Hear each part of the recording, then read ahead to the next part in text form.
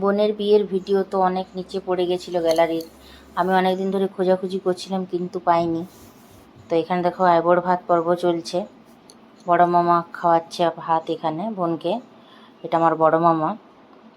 মেজো মামাকে তো তোমরা আগের ভিডিওতে দেখেছো। অনেকটা লেট হয়ে গেছিলো, তখন 3টা এরকম বাজছিল সময়। কেন লেট হয়েছে সেটা হচ্ছে বৃদ্ধির লুকটার জন্যে ওরা শুটিং করতে বাইরে নিয়ে চলে গেছিলো বোনকে, সেই কারণে দেরি হয়ে গেছে ভাত খেতে। আর বোন না খেতে বসলে বা খাওয়া কমপ্লিট না করলে বাবা মা খেতে পাবে না, এরকম একটা নিয়ম আছে আর কি। আর এই যে আমার মাসি মেসো আইবুড়ো ভাত খাওয়াচ্ছে। আর সব থেকে আমার ভালো লাগছিল ডেকোরেশনটা, খুব সুন্দর হয়েছিল। আর এই ফুল দিয়ে যে ডেকোরেশনটা দেখছো তোমরা, প্লেটের ধারে ধারে লাগানো আছে ফুলগুলোগুলো আমি করেছি, অনেকটা সময় বসে বসে করেছি। যদিও কিছু খাস মানে করতে পারিনি, তবু ওই ভিড় ঘরের মধ্যে করাটাই বিশাল ব্যাপার আর কি। এখনই দেখো আমার মাসি এবারে কান্নাকাটি আরম্ভ করে দিবে। মাসি খুব নরম মনের মানুষ, তারপর ভালোবাসে মেয়ের মতো, সেই জন্যেই। গণপতি বাপ্পাকে কি সুন্দর লাগছে দেখো দেখতে ওই দিকটাই। নানা রকম ফটোশ্যুট ভিডিও শ্যুট। এই যে দেখো এইখানে মাসি কাঁদছে, কান্নাকাটি করলে মানে মন খুব খারাপ হয়ে যায়। মা মাসি মানে আলাদা তো নয়,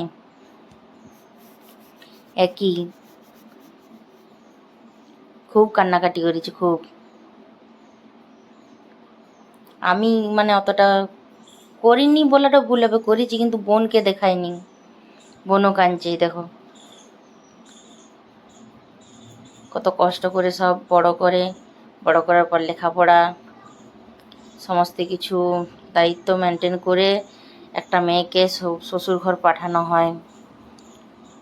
কেউ কেউ 20 বছর, কেউ 22 বছর, কেউ 26 বছর, এরকম বয়স পর্যন্ত বাপের বাড়িতে থাকে, তারপর শ্বশুর বাড়ি চলে যায়।